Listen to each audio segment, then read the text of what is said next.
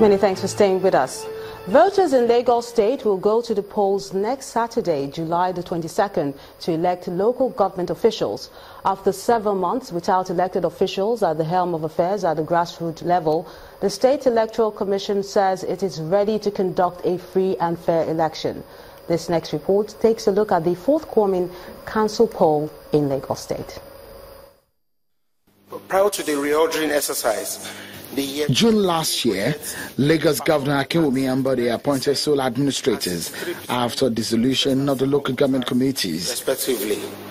Sequent to the reordering. Like several states in Nigeria, a local government election is due in Lagos.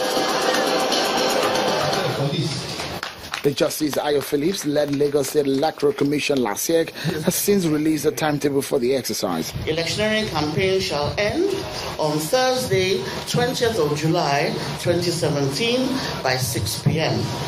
At a meeting with political parties, which came with its own drama, factions did not wait to watch the dirty linen at the arena here. Some of the last year's guidelines are met with stern criticisms from some political parties, especially where monies are involved. As the process began, things got dirty. Parties started internal politicking, primaries and the politics got the best of some APC members as things got to a head.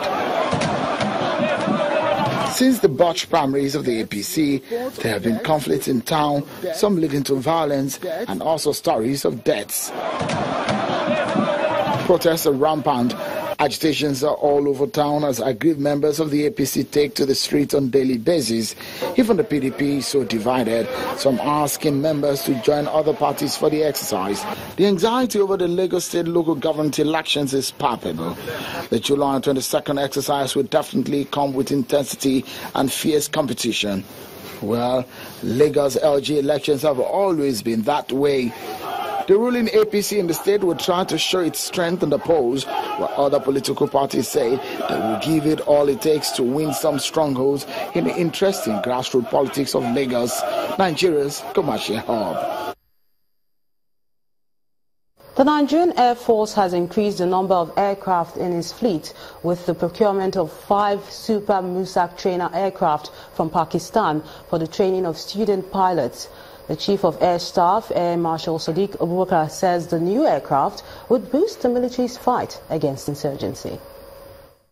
It's a dream come true for the Nigerian Air Force as the military airplane carrying the 5 Super Musak trainer aircrafts, accompanied by Pakistan military officers, lands at the Nigerian Air Force Base, Mando in Kaduna State, to the admiration of officers and men of the service.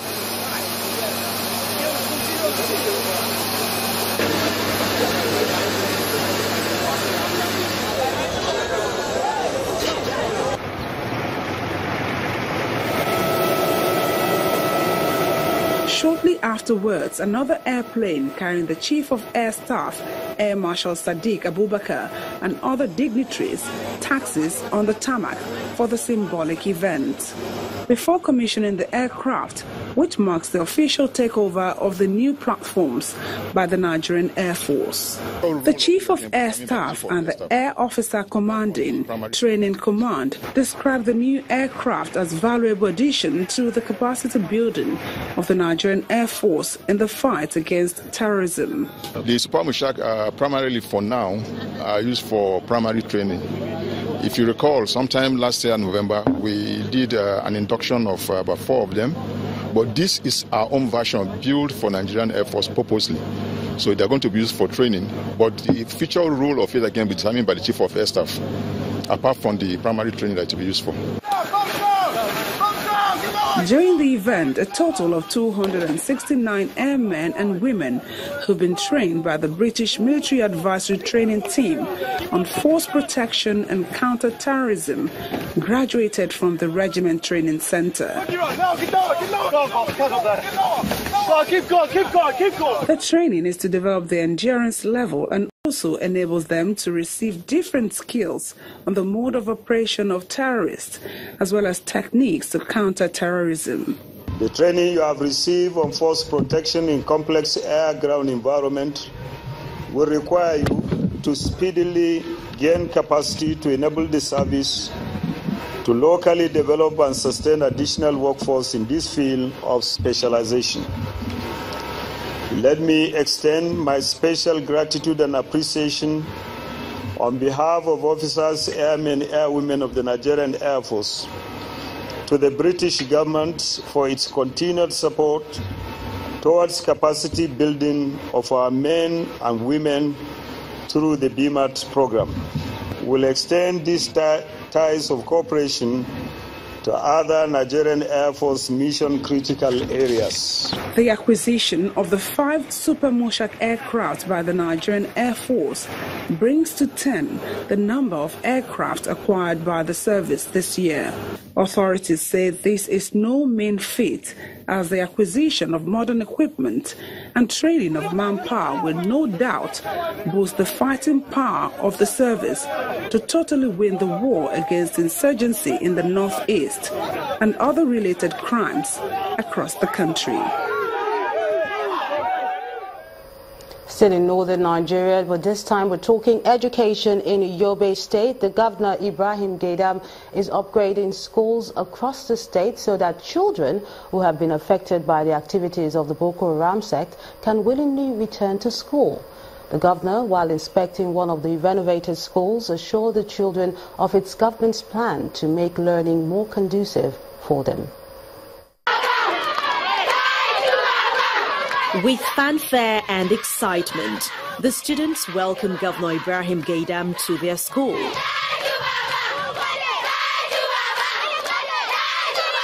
Their school now wears a new look, a strategy the governor says is adopting to bring them back to school. The visit by Governor Gaidam and his entourage for an on-the-spot assessment of the work done is in fulfillment of his promise to make education more interesting and conducive for these students, especially those who have been demoralized by Boko Haram attacks. We are going to renovate the school completely, as you can see. I can assure you all necessary equipment to facilitate your studies will be put in place, inshallah.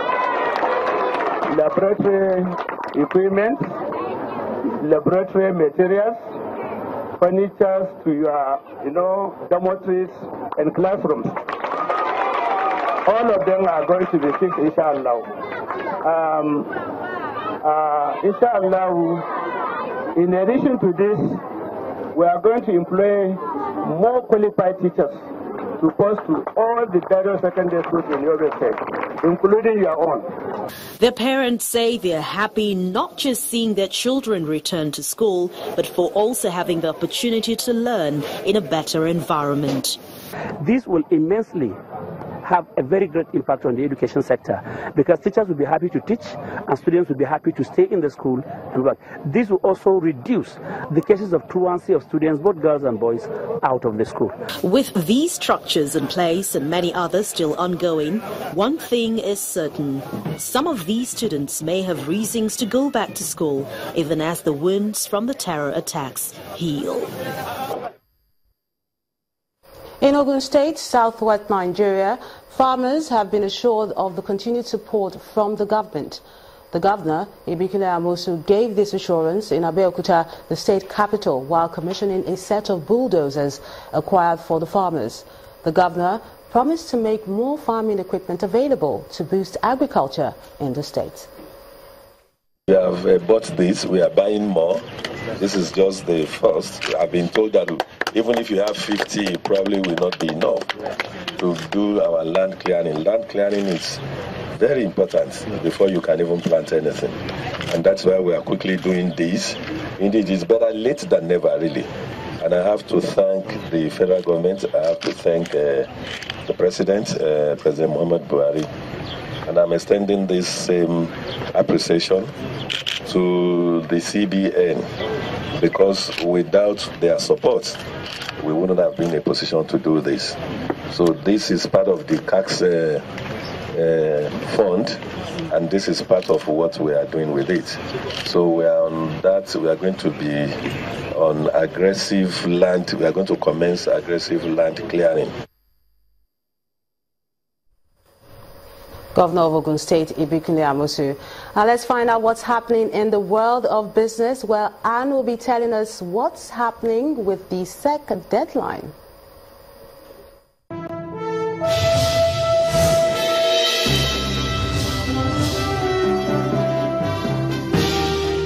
Thanks a lot, Melinda. Well, we'll begin with Nigeria's Securities and Exchange Commission setting August the 20th, 2017 as deadline for all capital market operators to ensure that they have the required number of sponsored individuals and compliance officers. The circular says all operators must regularize their registration status with the Commission in line with the provisions of the Investment and Securities Act of 2007. The Securities Commission warns that operators who fail to comply with this directive will be unable to operate after the August 2017 deadline. The National Bureau of Statistics will release the June headline inflation data on Monday next week. Ahead of this release, analysts at the financial derivatives company are predicting a marginal decline to 16.1% from 16.25% in June. The decline is due to a combination of factors, but notably a stable naira, declining price of diesel, harvest season, and switching consumer preferences. The analysts believe Nigeria may be entering into a period of lower consumer prices as competitive pressure among manufacturers and retailers intensify. Nigeria plans to raise $495 million to help fund the National Irrigation Development Program, which is aimed at building on the existing 130,000 hectares already available in Nigeria. The Minister of Water Resources, Mr. Suleiman Adamu, revealed this at a forum where he explained how the federal government will raise the funds to build an additional 100,000 hectares. Supporting the agriculture, the irrigation sector with a $495 million loan that will be extended up to the year 2022. We call it the Transforming Irrigation Management in Nigeria. So that project is ongoing, and we are also complementing that project with additional national program to develop the irrigation sector further. But in addition, we found the need, and that's also coming from our brainstorming on alternative sources of funding. We now feel that we need to open the irrigation sector to commercial farmers. So we hope that additional 1 million hectares will come on stream, that commercial farmers and entrepreneurs will take up this challenge and possibly be able to develop 1 million hectares of irrigation with their own investments between now and the year 2030. Let's see how the Nigerian Stock Exchange fared this week. The all-share index and the market capitalization appreciated by 2.47% to close at 33,261 and 11.46 trillion naira. All the other indices finished higher, with the exception of the NSE SM index, which closed flat. In the week, a total turnover of 1.27 billion shares worth 13.9 billion naira were traded in 19,385 deals. UBA, FBN Holdings and Zenith Bank accounted for 505.3 million shares worth 5.4 billion naira in 4,009 deals, contributing 39.73% and 38.98% to the total equity turnover in volume and in value. 48 equities appreciated in price during the week, while 27 equities depreciated in price. And that's business news for this week. Thanks a lot for watching. I'm Anne Nwawado. It's back to you, Melinda.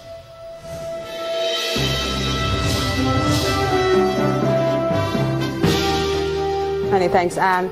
Still ahead on the news at 10. Spain's Gabin Muguruza overpowers Venus Williams to win her first Wimbledon title. And that's on Sports News. Do stay with us.